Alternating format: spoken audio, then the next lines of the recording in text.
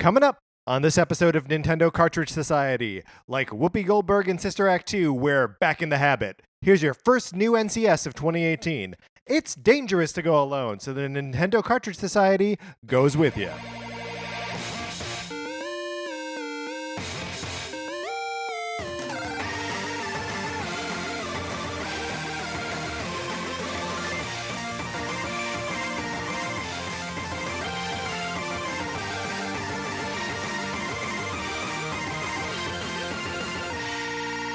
Welcome to Nintendo Cartridge Society. My name is Patrick Ellis, joined as always by my co-host, Mark Mitchell. We've got a good show for you tonight. We're going to be talking about the news from the last couple weeks, basically catching up on everything we missed during the holidays. And then on Thursday, we're going to be coming back and sharing our gaming resolutions for 2018. But before we resolve to do anything, Mark, how's it going? It's going pretty good. Yeah. New year. I'm living New you. Kind of. Okay. I mean, living with some old me. I have so much laundry I need to do. Oh man, I did a bunch of laundry this weekend. I've gotten to the point where I feel stressed out about it because it feels like an overwhelming amount of laundry. So my solution has just been to not do it. So the pile just grows larger. So it just feels more overwhelming. I really don't know what I'm going to do at this point. Do you have laundry presumably in your building? Or we do, but it's I would say not enough like machines for as many units. Yeah. And so we usually end up going to a laundromat, which is great because you can get it all done at once, which is bad because you have to will yourself to do it. Yeah, and like go there and like set load aside up like the a car chunk of time. Yeah. But you've got a Nintendo Switch that you can take with you. It's never bad once you get there. You just have to like rip that Band-Aid off and at this point fill like 5 IKEA bags worth of clothes so I can What is the limiting factor for you when it comes to laundry? What is it that you're like, I am out of blank. I need to, because like I know for a lot of people it's like underwear, I'm out of underwear, or like socks, I'm out of socks. Yeah, underwear isn't really much of a barrier for me because I'll just keep buying that. You'll just buy more underwear? I guess, which I don't like doing which I don't really like buying underwear in the first place. Sure. Because it feels like one of those things that it's like, I don't want to spend money on this. It still feels like a thing. So for me, and we've talked about this a little bit when when Mech Weldon was sponsoring the show, that like I have 2 different like categories of underwear, right? I've got the like underwear that I just wear and like whatever, and then the underwear that makes me feel a little fancier. Right. And like I don't mind buying the fancier underwear. That's like a fun activity that I'm like, this is something I enjoy, makes me feel good. But then there's like the rest of the underwear, and like buying that is a nightmare. It just feels like I don't want to spend my money on this. I want to spend my money on something fun. Yeah, like candy. Or Nintendo games. Well, let's move on to the weather. It's nice. Yeah, we don't have anything to complain about. We don't really have anything to complain about. Our guest weather today is Edina, Minnesota. And they have something to complain about if they want to. They have our permission. Right, but they're Minnesotan, so they're probably going to be too polite to say anything about it. It is currently, at the time of this recording, -6 degrees in Edina, Minnesota. I mean, that's too gross. Cold. That's too cold. That's gross. Don't go outside. But big ups. Huge ups to our listeners in Edina, Minnesota. Before we move into anything else real, I did want to mention the Sonic Forces borrowing program.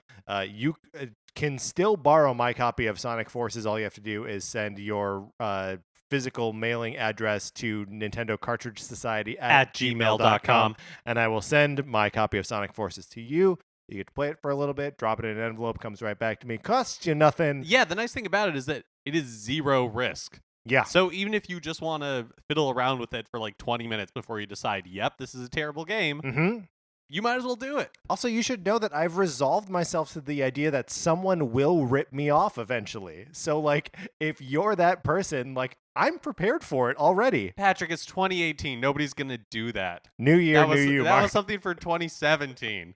People were terrible in 2017. That's true. We've all changed. Mark, let's get into the new releases.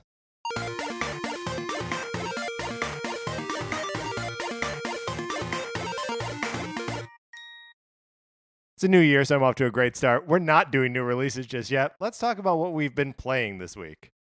So I took the opportunity over the break to play some Yoshi's Island. Yeah, tell me about your experience with Yoshi's Island. It's great. So you're playing you're playing it on your Super NES Classic. Yeah, Mhm. yeah. On Christmas, I was feeling kind of just like nostalgic for childhood a little bit. So Sure. pulled my computer chair real close to the TV because that's how far the SNES Classic controller chords will reach, and booted it up, played around with a couple things, then kind of settled on making my way through Yoshi's Island, a game that I have not really played for, man, I don't even know at this point, 20 years. Yeah, yeah. How deep into the game did you get? I'm in like halfway through the second world. Mhm. Um, I don't know. I don't really have anything thoughtful to say about it. It's just it's a super fun game. Yeah, super fun game. A good platforming, awesome like art in that game. Everything just like looks and feels good without feeling like gimmicky, right? Yeah, yeah. I mean, my experience with it now is very different from my original experience with it. A, a lot of that is because when I first played it, I was expecting, because it had the Super Mario World Yes. 2 label, I was expecting something very different.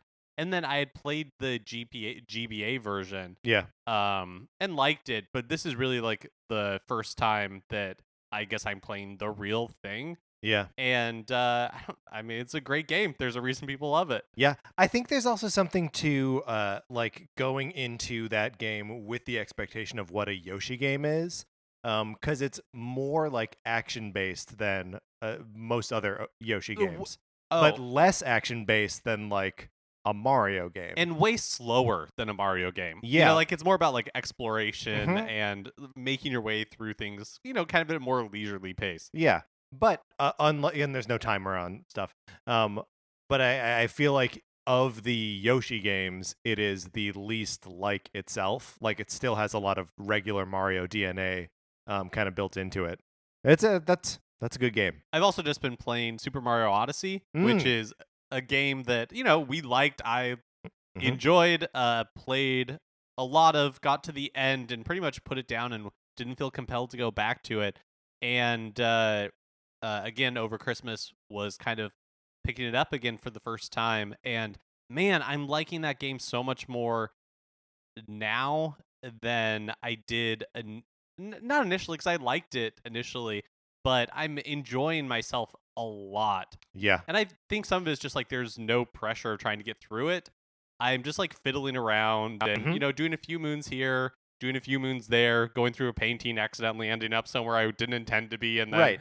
just like continuing to go through it. And it's a much more fun way for me to play it is just like trying to doing like 5 moons at a time Yeah. rather than trying to like barrel through it. Yeah. Well, and yeah, I mean, I don't think we're all idiots, right? Because like a game comes out and I'm like, oh, I'm gonna mainline this game and play as much of it as I can, and that's like got to be the least enjoyable way to play something like Mario Odyssey, where like, yeah, you just play for a little bit, you get through a kingdom, and then like walk away from it, like do something else, and just like keep having that sort of fun experience. You don't need to mainline Mario Odyssey. I've also been playing a surprising amount of Animal Crossing Pocket Camp, Okay. and I've got to say, I keep coming back to it, and I do not like this game. Oh no! Like, But you keep coming back to I it? know it's kind of an overstatement, but it's Right. like the actual mechanics of this game are not fun at all. So it's not fun. It's on your phone. You keep coming back to it. It sounds like Facebook to me, Mark.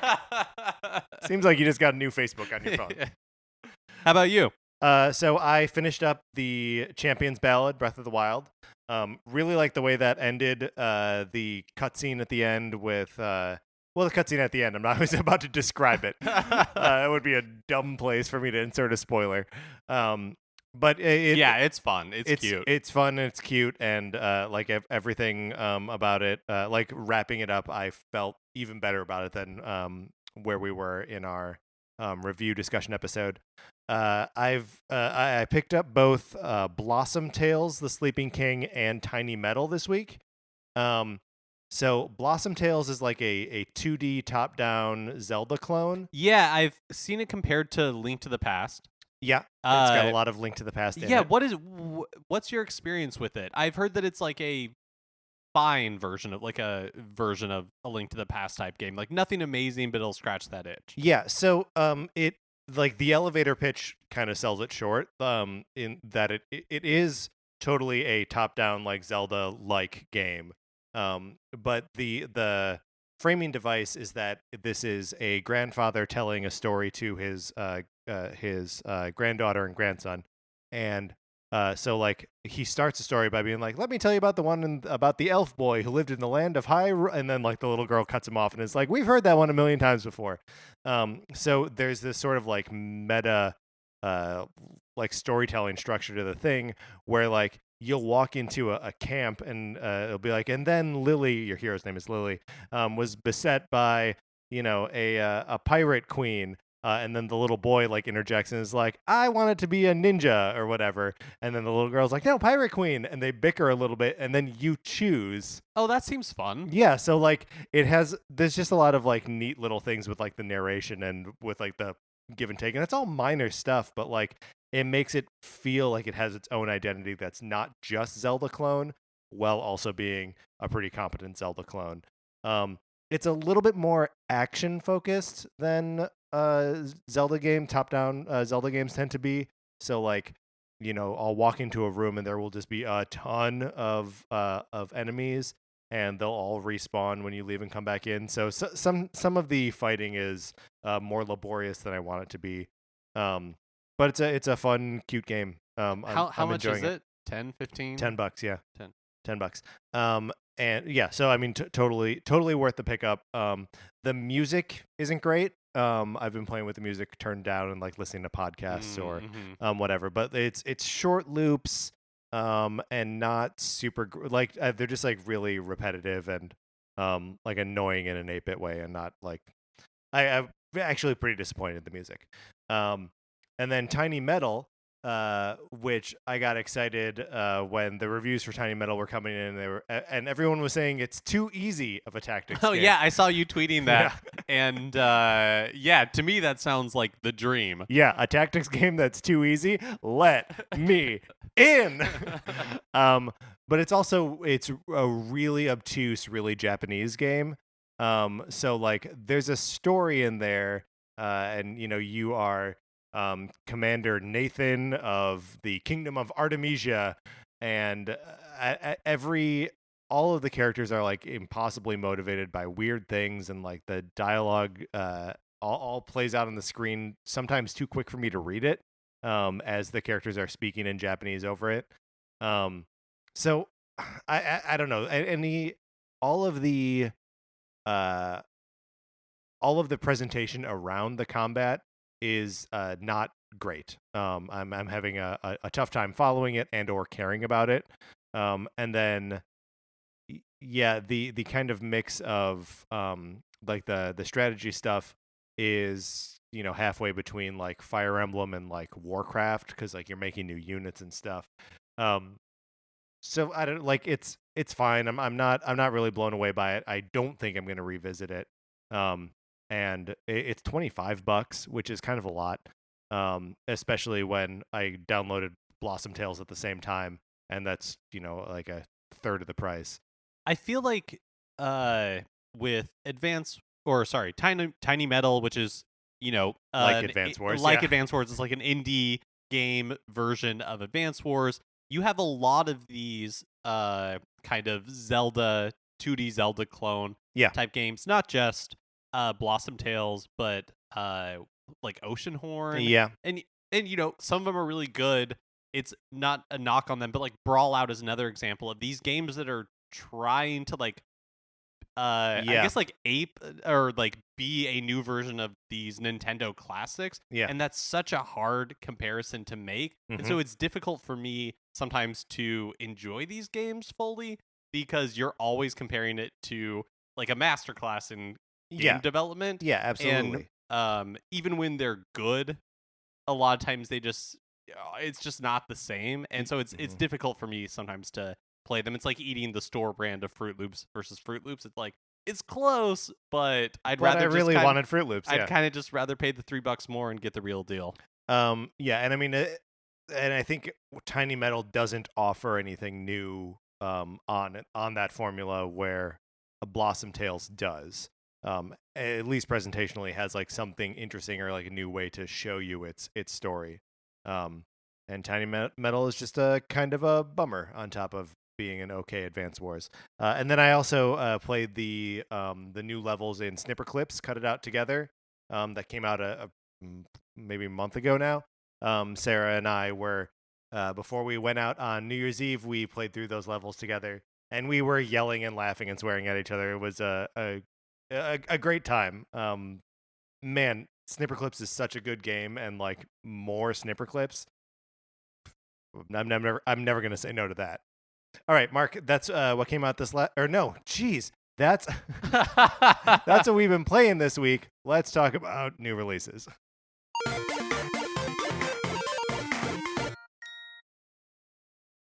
So new release wise, kind of a slower week. Who knows? Maybe we'll see. Nothing. You know how these things go with the eShop. Yeah, I mean, especially now, like I feel like most things, most of the information we have is we're seeing a lot of blanks. Yeah, right? Yeah. So Thursday, January 4th, there's Pick-a-Pix Deluxe, Stickbold, which is a dodgeball adventure game. The Neo Geo game is King of the Monsters. You kind of know it's a slow week when we're talking about Neo Geo releases again. Yeah, that's right. And then Grand Prix Rock and Racing. I'm sure there's some fine games here, but I don't know what any of these are. That's fine. They can look. I just picked up. two games that are worth playing. Yes. What I am excited about Tell is me. that Inti Creates is having a sale on the eShop right now, and so I'm finally going to be picking up the game Mighty Gunvolt Burst. Name I just blanked on. Mighty Gunvolt Burst. It's like Burst. It's like $7. And down from 10, but that's the thing that's pushing me over the edge. So yeah, those last $3. I'm really a miser. Yeah, you can't have my money. Good game. I hope you enjoy it. And then next week, well, we'll talk about it next week. But Meat Boy comes out next week. I'm very excited about that. All right, let's get out of this segment.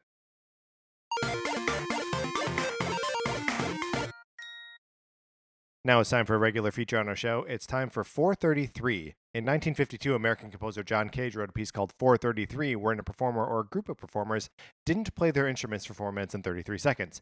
For the purposes of this show, our instruments are talking about Nintendo. So for the duration of one performance, 433, Mark and I will talk about something not at all Nintendo related, thus fulfilling the contract of the piece. Mark, I'd like to talk to you about showers today. Taking a shower, getting into the shower, and enjoying that experience. First, do you enjoy that experience? So, it's like going to a party or doing your laundry. Once you're doing it, it's fine. But it just seems... You've got trepidation about getting into the shower? No. It's more like, it just, sometimes you're like, this is just a hassle. This is the last, I don't know. I don't know how to explain it. I feel the same way about eating, like about food. Where it's just like I have other stuff going on. I don't want to stop. You don't want to stop what you're doing and to do something to else. Like eat. Yeah. I guess it's like the kid in me where I'm like, I want to keep playing video games. I don't want to keep take buying a shower. candy. Yeah. Give me that candy. That's all I want. I really enjoy a shower. There's something about either like waking up in the morning and being like, shower, now the day has started. Like I have say over when the day starts. Then it doesn't happen until after I've taken a shower. Or end of the day shower when you're like, no, I'm home now. I'm home. I'm taking a shower. I'm taking my clothes off. I'm getting hot and wet. Do you shower regularly, like before you go to bed, and then, or do you shower in the morning before you get ready for work or whatever you have going on? Do you do both? What's your routine? So I don't shower every morning before I go to work because I've got a very cash office situation. And like everyone else I work with is like out in the field. I'm like the only one working in an office. So I will, during the work week, occasionally go 2 to 3 days without showering. Oh, okay. Your hair is probably great for that. Yeah, maybe. No, as in your, because healthy. Yeah. Yes. Yeah. But usually I would say I'm a morning showerer. Oh, okay. And not an evening shower. But I also like to I run sometimes, and after a run, a shower is a necessity. Right. Um, what about you? So when do you? For years, I was in the habit of showering both at night and in the morning. Wow. And this was because I did not do that until I was maybe like 25 or something, when my body was all of a sudden like, hey, you have a lot of acne now. Oh, Like, just, it was like, guess what time it is for you to, it's time for you to have a lot of second acne. puberty. Yeah. And my dermatologist at the time was like, yeah, you should maybe like wash twice, which in hindsight, I don't know if that was actually good, but it was something I was doing. Right, scrubbing away all them natural oils. Yeah, exactly. So then I got into the habit of doing that for a while, and now I usually just shower before I go to bed, unless it's a special occasion. I had a friend in high school who she could only fall asleep if her hair was wet from taking a shower. Oh, interesting. So she was also a shower at night, shower in the morning person. Like, couldn't, would want to be like clean to like go to work or school or whatever. But also like needed to have the shower before going to bed. Well, so now I generally shower before I get into bed, because like I use like hair product in my hair and stuff, and I don't want that like on my pillow. Get on the pillow, yeah. But I don't shower again in the morning, because I'm like, what have I done in the past 8 hours that would make me super dirty and gross? Oh man, I am a sweaty sleeper. Oh, are you? So yeah, I mean, like, I usually there have been a couple of times where like Sarah rolls over to like see how I'm doing in the bed, and then like has to recoil away because I'm in a puddle of my own sweat. So like there are many times where I straight up need the shower first thing in the morning. Are you a loofah, washcloth, just straight soap on skin? Yeah, I'm a soap on skin guy. Again, like bar of soap or whatever. Okay, whatever's in the shower. Whatever's in the shower. I guess uh-huh. usually bar of soap. Yeah. How about you? I've got a loofah. I've always hated washcloth. That seems like a terrible way to wash yourself. I've never understood people that do it. But failing like the loofah, I like just going at it with hands. I guess to me, it's a germ thing. Yeah. Like you are using this same with like a brush, or like a body brush. Yeah, a brush seems insane. Well, but because you're like, you're not like an old-timey guy in like a clawfoot tub. You don't need a brush. I can see the benefit, Sure, if okay. you can't like reach like certain corners of your back and you really are like dirty. But yeah, so same with like a loofah or even like a washcloth. It's like one of those things that I would just want to use once and then throw away. Sure. There's probably no science to back this up, but I don't know. I've been told that like you should rotate a loofah like every couple weeks. And I am not. Oh, well, I guess we'll never know. We'll never know what I'm not. Today we were accompanied by the K2 Orchestra. K2 Orchestra. Mark, let's get out of this segment.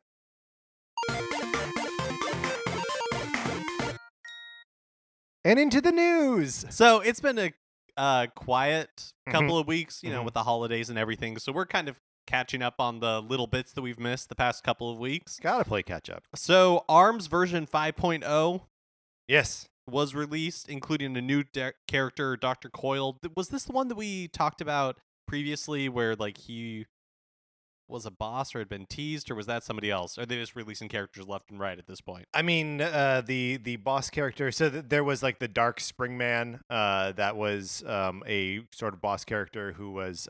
Maybe that's what I was recently. thinking of. Dr. Coyle, I believe we did talk about her being teased at. Oh, at some her. point. Her. The doctor is a woman. And of course, because women can be anything. Of course they can, including Dr. Coyles, but especially including ARMS characters, because there are a lot of them, female ARMS characters. She's cool though. She's a fun character, and her level has all of these I don't even know what they seem like boxing bags like hanging from the ceiling that like get in the way. It's a lot like oh, I can't remember any of the characters' names, so I'm gonna stop pretending that I can. But yeah, it's she's a good addition, and the level is a good addition to that as well. But we also learned that version 5.0 marks the end of new content for ARMS. Mm-hmm. So no new characters, no new stages, but there will still be like patches and gameplay adjustments made, and more party crashes in the future. Yeah, in fact, we have a party crash coming up this weekend, maybe. It's again, I'm just gonna forget everyone's name, Mr. Mummy, and versus Twintel. So it'll another fun reason to jump in and play this game, which is as like full and robust as it's ever gonna get. So, is it weird that it hasn't even been out a year? That's right. So is it weird that they are not going to be like doing further updates or like characters or anything for it? I don't know. We got what five extra characters for it. That seems like plenty to me. It now. I mean, maybe just now it's getting to the point where like this is the game it should have launched as. But we're to a point now where the Switch is plentiful, and people can find it out in the wild now, and people have Christmas spending money or whatever, gift cards to actually start buying stuff. I don't know. It seems like it is now the game that it was always meant to be. Yeah, and it seems like ARMS has done fine. Yeah. I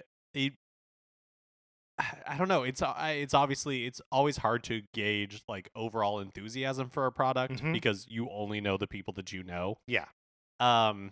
But it's also just hard to like measure it against like the other things that Nintendo put out that set the world on fire. Like Mario Odyssey and Breath of the Wild and Splatoon were all last year. Like those are all huge games. I guess what I'm asking is, do you think we see an ARMS 2?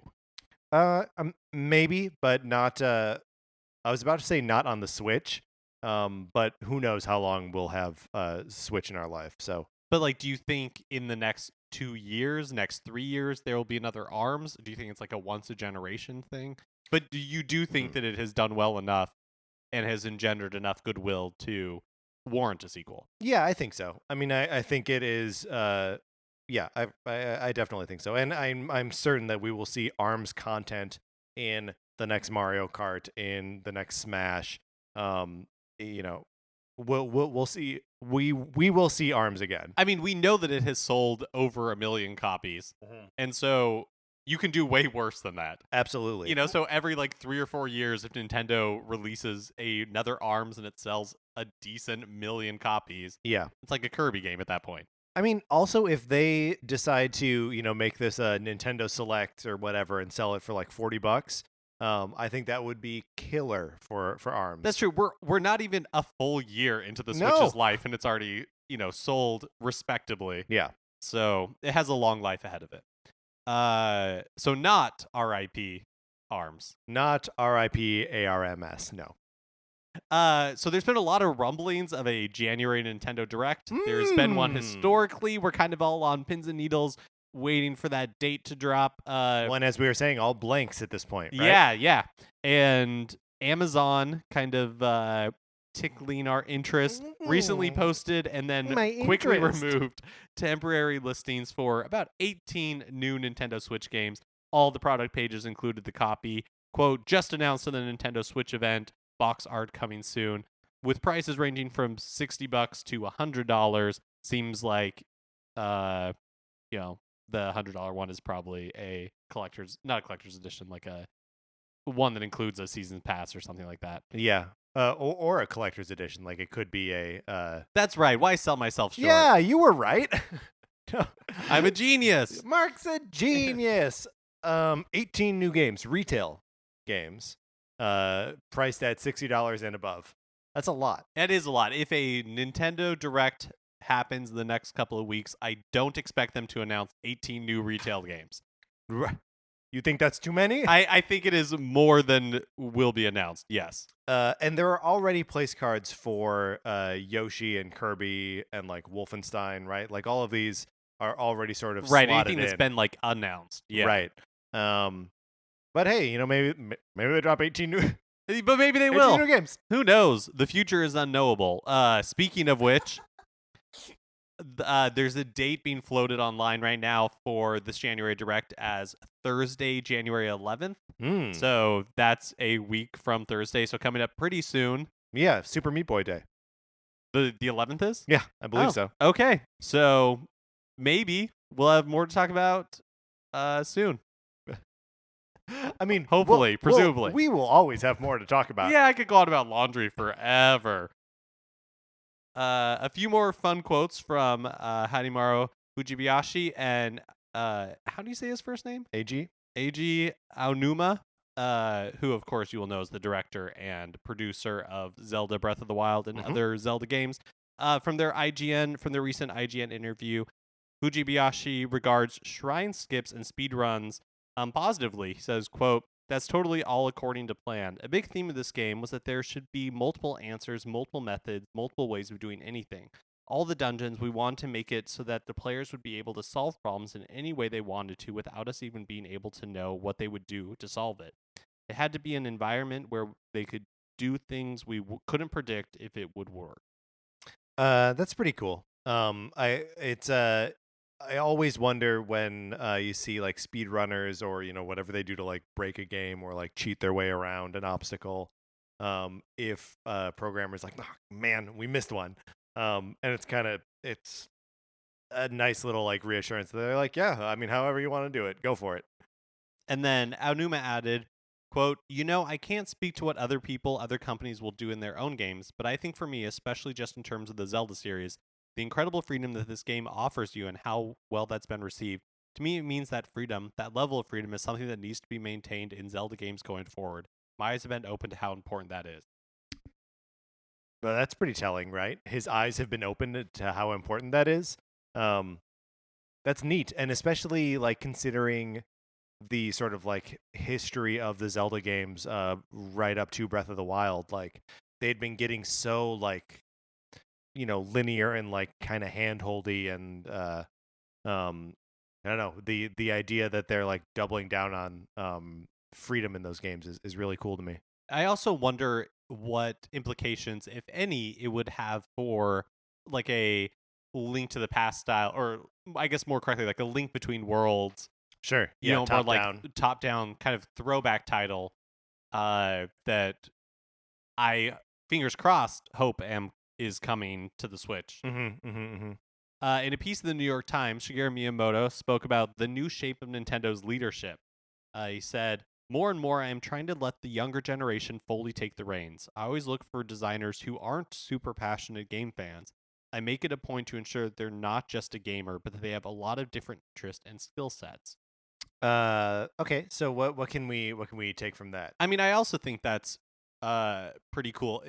To get like super, I guess, like comedy nerd, like about it.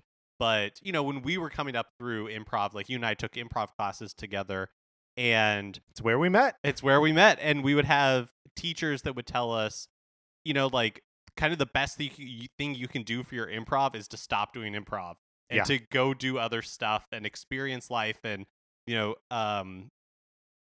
because the more experience you have, the more you'll be able to have to draw from and inspire you creatively, and not just do like improv about improv. Right. Well, and like have something to express. Because I guess we'll just stay in improv for a second, but like when you do it enough, you find yourself doing scenes that you've done before or scenes that you've seen before. And you have to make like a real effort to be like, no, I have a whole life of experience, and that's what I should be injected into this. So yeah, the idea that we were just talking about it, right? That Blossom Tales rather, and Tiny Metal and Brawl Out, these are all like games doing an impression of other games, when like what you want is like games providing a unique or novel experience. And if it's just someone else's novel experience, it's not the same thing. Yeah, so I think that's a really exciting way to view game development. Be like, you don't have to be a gamer to develop games. In fact, in for a company like Nintendo, who is always looking to do new and different things with their franchises, that's probably a huge benefit. So I think it's a very forward-thinking way. Yeah, and Miyamoto himself, he started as an artist. That's like how he got into designing games and experiences was from the mindset of an artist and not from the mindset of a gamer. Obviously, that has transformed and he is something else now. But I also like there's the other part of this too, where they're saying trying to fully let the younger generation take the reins. Like that's cool too. We've talked about how like Splatoon is like an obvious example of like the old Nintendo guys kind of being like, all right, you get, this is your thing and you run with it. And I just like the idea that that's what Nintendo looks like now. And I like seeing that that new generation is producing is something that I really like. Yeah. Yeah. Well, yeah, that helps. That it that the company is changing, but I guess like the core of it, what seems to make it have been enjoyable for all these years remains. Yeah.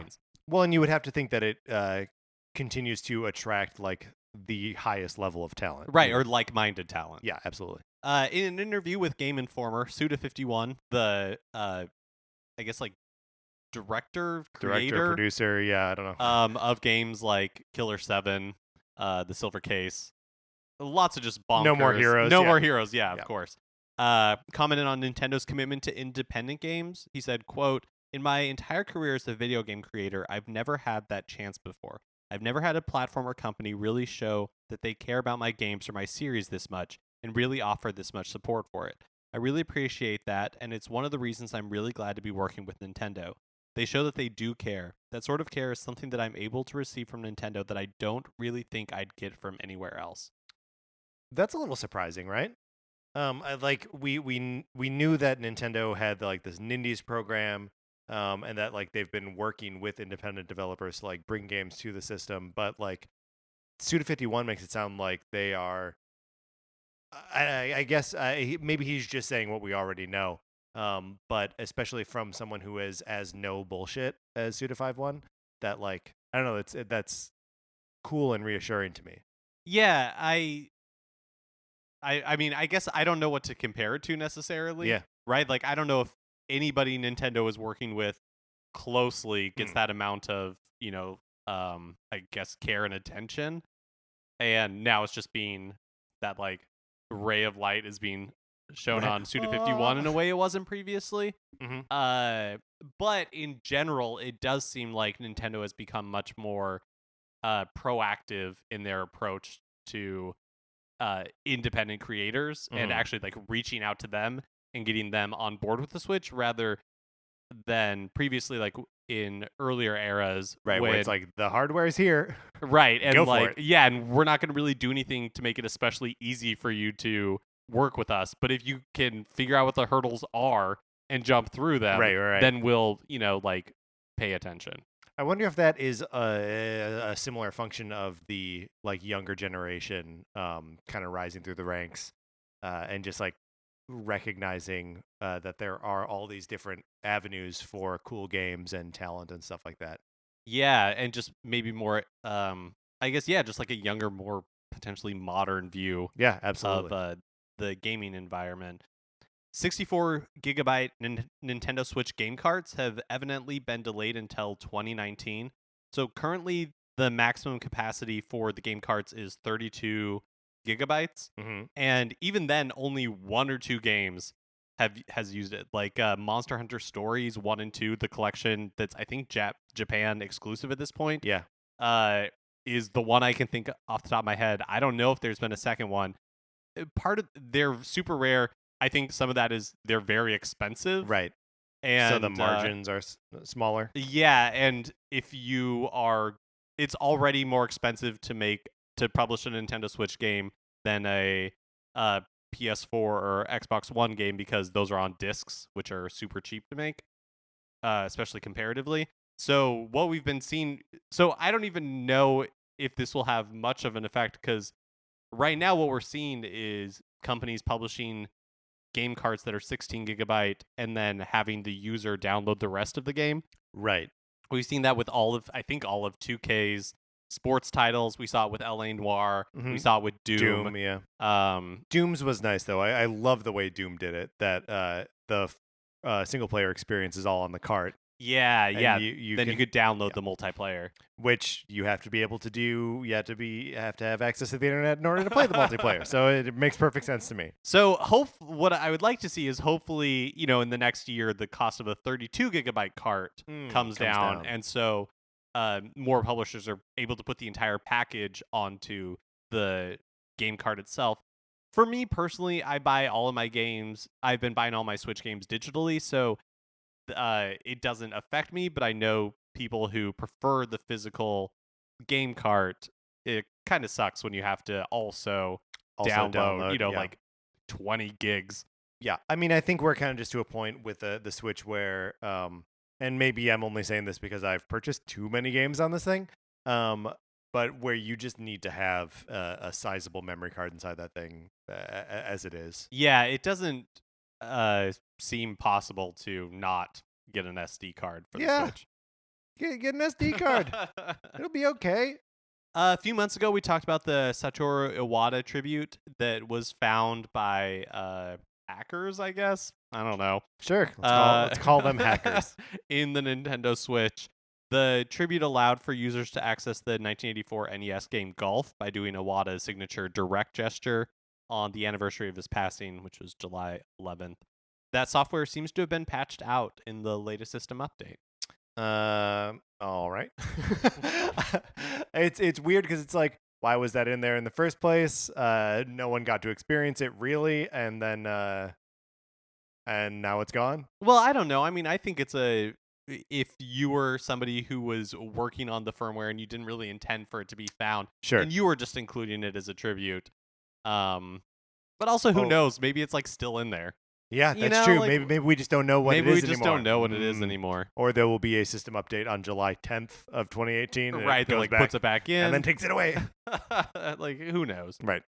And then finally, and I mean that this is the final final like news piece that we're going to be talking about, but also just finally, I'm just glad it's here. There's a Super Mario Odyssey soundtrack that is available for purchase in the US and Europe now, that includes like 9 tracks from Super Mario Odyssey. Yep, and it's just available for purchase on iTunes. I checked; it's not for streaming on Apple Music. Oh yeah, I've been checking since they announced that it was on iTunes.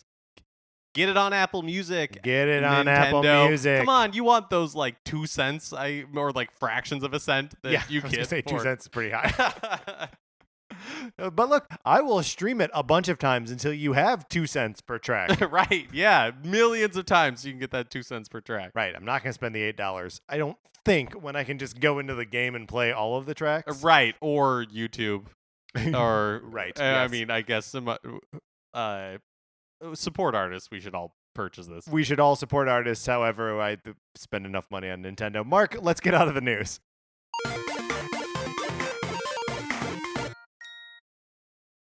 All right, that is going to do it for this week's episode of Nintendo Cartridge Society. Remember, if you can rate, review, and subscribe on Apple Podcasts, not iTunes. We don't sell this thing on iTunes for $8 or $7.99. But that would be great. We love it when all that happens. We love interacting with y'all and seeing how you are enjoying the show. You can follow us on Twitter. We are at NinCart Society, and the Facebook page is just Nintendo Cartridge Society. And hey, if you ever have anything you want us to talk about or any questions for us, you can send us an email, which is Nintendo Cartridge Society at gmail.com, or email me your address, give my copy of Sonic Forces, and then give it back. I am starting to get mad that someone's going to rip me off now. No, but it hasn't happened yet. I'm starting to get mad. All right.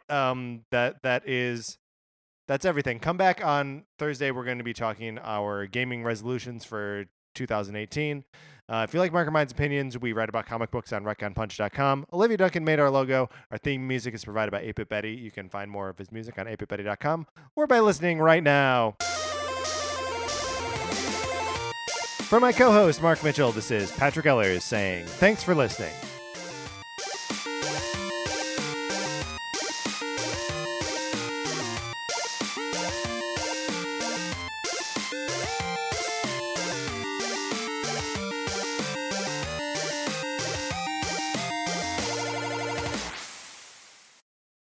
What's a Creative Podcast Network?